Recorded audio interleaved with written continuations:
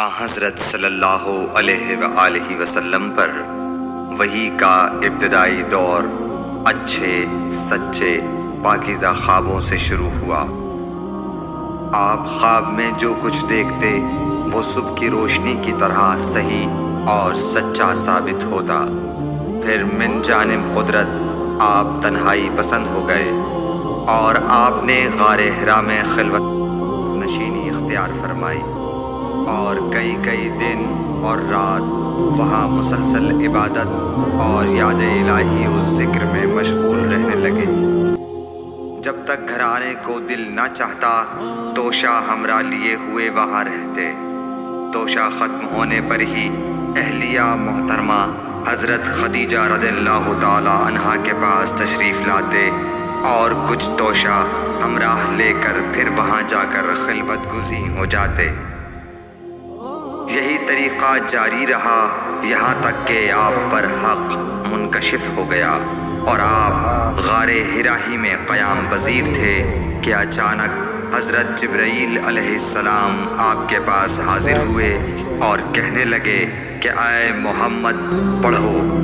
آپ فرماتے ہیں کہ میں نے کہا کہ میں پڑھنا نہیں جانتا۔ آپ صلی اللہ علیہ وسلم فرماتے ہیں کہ فرشتے نے مجھے پکڑ کر اتنے زور سے بھینچا کہ میری طاقت جواب دے گئی۔ پھر مجھے چھوڑ کر کہا پڑھو۔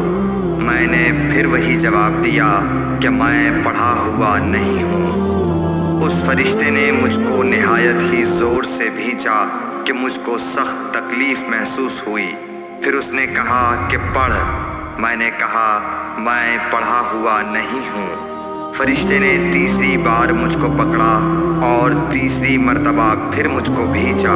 پھر مجھے چھوڑ دیا اور کہنے لگا کہ پڑھو اپنے رب کے نام کی مدد سے جس نے پیدا کیا اور انسان کو خون کی پھٹکی سے بنایا۔ پڑھو اور آپ کا رب بہت ہی مہربانیاں کرنے والا ہے۔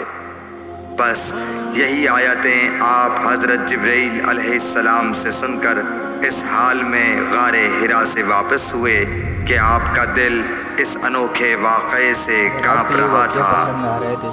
آپ حضرت خدیجہ کے ہاں تشریف لائے اور فرمایا کہ مجھے کمبل اوڑھا دو، مجھے کمبل اوڑھا دو۔ لوگوں نے آپ کو کمبل اوڑھا دیا۔ جب آپ کا ڈر جاتا رہا تو آپ نے اپنی زوجہ محترمہ حضرت خدیجہ رضی اللہ تعالی عنہا کو تفصیل کے ساتھ یہ واقعہ سنایا اور فرمانے لگے کہ مجھ کو اب اپنی جان کا خوف ہو گیا ہے۔ آپ کی اہلیہ محترمہ حضرت خدیجہ رضی اللہ تعالی عنہا نے آپ کی ڈھارس بندھائی اور کہا کہ آپ کا خیال صحیح نہیں ہے۔ اللہ کی قسم آپ کو اللہ کبھی رسوا نہیں کرے گا۔ آپ تو اخلاق فاضلہ کے مالک ہیں۔ آپ تو کنبہ پرور ہیں، بے کسوں کا بوجھ اپنے سر پر رکھتے ہیں، مفلسوں کے لیے آپ کماتے ہیں، مہمان نوازی میں آپ بے مثال ہیں اور مشکل وقت میں آپ امر حق کا ساتھ دیتے ہیں۔ ایسے اوصاف حسنہ والا انسان یوں بے وقت ذلت و خواری کی موت نہیں پا سکتا۔ پھر مزید تسلی کے لیے حضرت خدیجہ رضی اللہ تعالی عنہا آپ کو ورقہ بن نوفل کے پاس لے گئیں جو ان کے چچا زاد بھائی تھے اور زمانہ جاہلیت میں نصرانی مذہب اختیار کر چکے تھے اور عبرانی زبان کے کاتب تھے۔ چنانچہ انجیل کو بھی حسب منشائے خداوندی عبرانی زبان میں لکھا کرتے تھے۔ انجیل سریانی زبان میں نازل ہوئی تھی، پھر اس کا ترجمہ عبرانی زبان میں ہوا۔ ورقہ اسی کو لکھتے تھے۔ وہ بہت بوڑھے ہو گئے تھے، یہاں تک کہ ان کی بینائی بھی رخصت ہو چکی تھی۔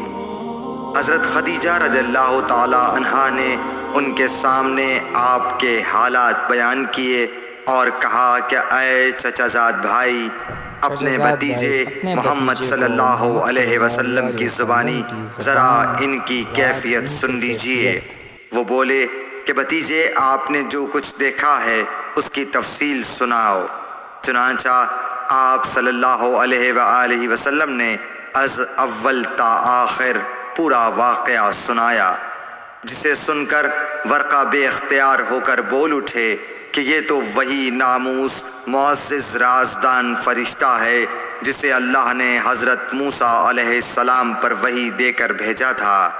کاش میں آپ کے اس عہد نبوت کے شروع ہونے پر جواں عمر ہوتا، کاش میں اس وقت تک زندہ رہتا جب کہ آپ کی قوم آپ کو اس شہر سے نکال دے گی۔